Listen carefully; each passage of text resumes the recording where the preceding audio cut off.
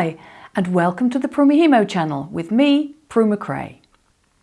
My speciality is making jewellery using kumihimo techniques. And one of the questions I get asked an awful lot is, how do I finish off my kumihimo? Now, there are lots of ways. I've got some videos already showing you how to finish off your kumihimo, and this is a different method. Finishing off your kumihimo falls into two main categories.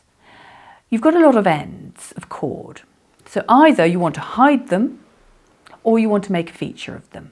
So by that I mean the hiding methods are using an end cap, either gluing or wiring it on to hide those ends from view. But this method takes the other approach, and it's going to make a feature of the ends and make use of them. It's a really simple method. It's the loop and toggle method, and I'm going to show you how to make a bracelet, a very simple bracelet just using cord. But you can use this for all different sorts of kumihimo, for beaded kumihimo and for different types of braid structure. But for this video I'm going to keep it nice and easy. So I'm just going to take you through the structure. We start with a loop at this end, a loop of cord, goes straight into the braid, and then at the other end we braid in the toggle. Now it doesn't have to be a toggle, it could be an S-clasp or a lobster clasp or anything else you have to hand, anything that will function with the loop. Then we've got a binding, and then I've got a little tassel, and I've made a feature of the ends using crimp covers. That's not essential, you may just wish to leave them hanging free. So the way this works is that you simply put the toggle through the loop and have the cords hanging down. And this is a great project if you want to make something in team colours, make something maybe for parties. It's a really quick and easy project. And I've used it with satin cord, which you may also know as rat tail, but don't stop there. You can use all sorts of things. And so for this one, I've actually used a combination of knitting ribbon and satin cord. So have a hunt round it through your stash, and I'm sure you'll find something that will work well for your kumihimo. And now let's just get going and find out how to make this new fastening. Your starting point is your cords, and you will need 4 cords of 120 centimeters. For this example, I'm using 2mm satin cord or rat tail, but you can use whatever you like. And for this example, I'm using 2 cords of one colour and 2 cords of the other. First of all, find the midpoint of one of the cords and tie an overhand knot. This is the loop of your clasp. So you need to check that it's going to fit. And the way you do this is just by threading one of the other cords through the toggle and just making sure that it will fit. Now that's quite a loose fit, so I'm going to just manipulate my knot a bit. You could undo it if it's totally wrong and just move it up. I want it to be easy to use when I've got it around my wrist, but as small and neat as possible. So I'm happy with that fit. So I'll now remove that toggle and take my disc. What I start off by doing is holding that knot in the middle, and I'm going to pull one cord and put it to the right of the north dot, and the other side of the cord to the left of the south dot. I'm going to take the same colour, find the midpoint again, and I'm going to just hold that midpoint over the knot, and this time put the cord on top, so it's now going to be on the left of the top dot, on the right of the bottom dot. And then I'm going to find the midpoint of my other cords, and just holding them there, I'm going to do the similar thing. So I'm going to put one cord above the west dot and below the east dot, and the other cord above the east dot and below the west dot. Now I'm going to make this using round braid or Congo gumi. So I do have a video for this with all the tips and tricks you need to make this successful. But I'm just going to give you a quick recap here and show you how to start the braid off. So you want to start with your top right cord, and that actually is going to be the one with the knot on. So it's actually bottom, it's the lowest cord here, and it's important that it's that one. And all you need to do is top right to bottom right, bottom left to top left, and a quarter turn, top right to bottom right, bottom left to top left, and so on. So I'm going to do a couple more rounds, and you'll see that the knot is now very neatly become part of the braid.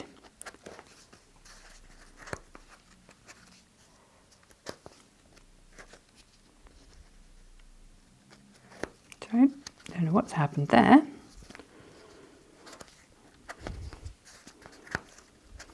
There we go. Now I'm going to just turn it over and show you that our loop has formed very neatly at the end of the braid. So continue to braid until your braid is the right length for your wrist. Now I'm going to show you how to add the clasp. Before I do that, I just want to point out how you can use all sorts of lovely things to make your braids with. So here I am using satin cord in the north and south positions, but in the east and west I'm using this very pretty sparkly knitting yarn. It was a little bit thinner than I wanted, so I'm using 2 in each slot, and it makes a beautiful braid like that. So I've now reached the point where my bracelet is long enough. So I'm going to take my toggle. Now, ideally, you want to be able to get at least 2 of your cords through that toggle. If you can only get 1 through, that's okay. If you can get more through, that's even better. And to make it easier to get them through, I've actually stiffened these ends with a little bit of brush-on super glue, just so that I can push them through easily. So I'm going to go through 1 cord, and then I'm going to just pull the first cord to the side to give myself a bit of space and pop the other cord through. And now what I'm carefully going to do is I'm going to lift those cords out, but making sure I keep them in position. I'm going to just bring the toggle down. Now I'm popping the cords back to maintain my tension, but I'm easing that toggle down, and I'm going to pull it through the hole. I want it to be underneath, there we go, with the smaller hole. I want to make sure that it stays under the cords. And if it keeps popping up, just make sure you don't get your cords tangled around it. So now the toggle is as close as possible to the edge of the braid, and all I do is continue braiding. Now, I want to continue braiding for a little bit longer than I actually need. And you'll see why, because I'm going to use a binding. So I'm just carrying on round, and you'll notice this time I've decided to go clockwise, because it doesn't make any difference whether you go anti-clockwise or clockwise. You'll come to the same thing when you are doing this 8-cord round braid. So I'm just making sure I don't get tangled up on the toggle and just continuing on round. And I want to continue for about 2 centimeters, which is coming up to 1 inch.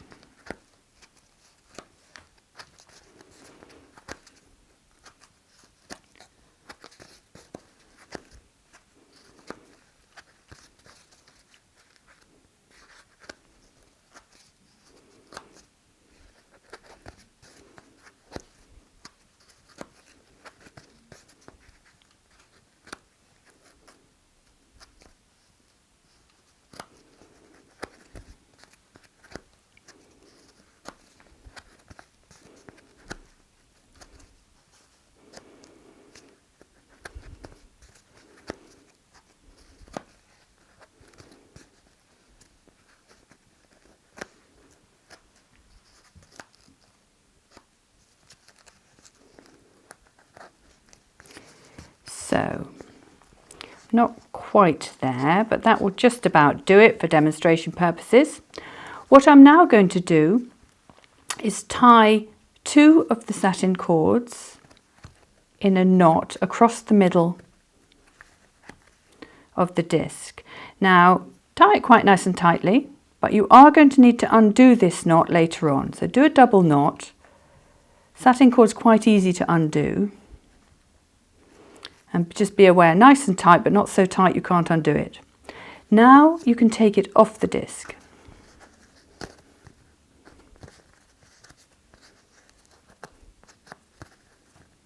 And that knot will hold it steady. So what I now want to do is create a little binding here. Now I would normally do this in a matching colour, but for demonstration purposes I'm going to use a contrasting colour. And what I'm going to use is a nice strong cord. It really doesn't matter what you use, but what I'm using is Eslon 0.5, which is Tex 210, and that will fit quite neatly through a large needle. And that's just the irregular sewing needle, the large one. If you get a mixed pack, you always get a large one. That's the one. And what I'm going to do is I'm going to pass through the braid several times just to secure that thread and then create a nice tight binding. You might find this is quite a snug fit to get through the braid. That's a good thing. So you might need pliers to help pull you through. So what we do is pull it through, just leave a little tail, and then I'm going to pass through again. This is where, as you can see, it's getting a little bit stiff. This is what I want. I want a nice, secure fastening in the braid. I'm just going to keep those out of the way for now. And once I'm happy that it's firmly fixed, I can do a little binding.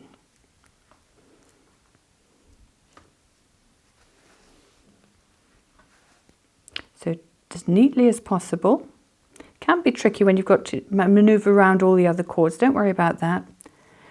Try to do it so it's a neat binding with the cords next to one another, and then secure it off in exactly the same way as before.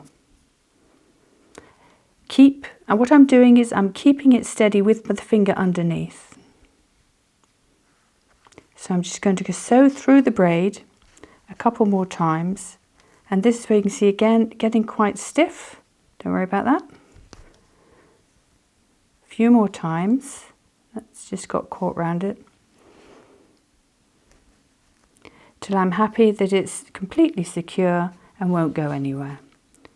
And when you're using a matching thread, you will find this will be virtually invisible. And this is where I'm just going to use a pair of pliers just to help me get a grip on that and pull it through.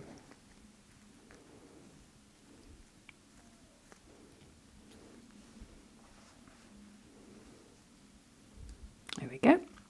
Now, what you can do now is snip off those cords.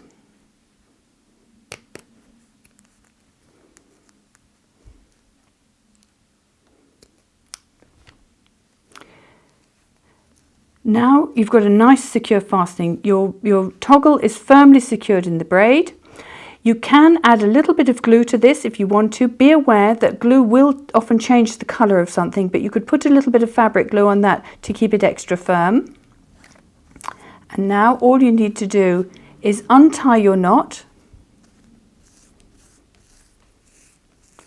unravel that extra bit of braid, and just trim it to the length that you want. Remembering that a long tassel can look really cute, it can be quite irritating, so it's a matter of personal preference. So I'm going to snip it through about there. And you can do them all the same length or different lengths depending on how you feel. You can leave the tassel just as it is cut, or you may want to add on some of these little crimp covers. What I'm using are just regular crimp covers. These are 4mm ones. So I'm just going to show you a little trick for getting these on. So I've left one without. Now you'll notice I'm wearing gloves because I'm now going to use glue. This is my little trick. Please be aware when you're using glue, read the manufacturer's instructions and make sure you follow them, particularly with regard to safety and ventilation. I'm going to use a little bit of brush on super glue, and what I'm going to do is just put a tiny dab on the end there. What that will do will seal the end, but also if I just pop the crimp cover on, and they can be fiddly, pop it on, then that super glue will just hold it in position for me, so that when I come to close it, it's less likely to jump off. Now they can be fiddly, you may want to practice in advance and just take them slowly. What can happen is that your pliers can slip off because you're trying to grip something rounded.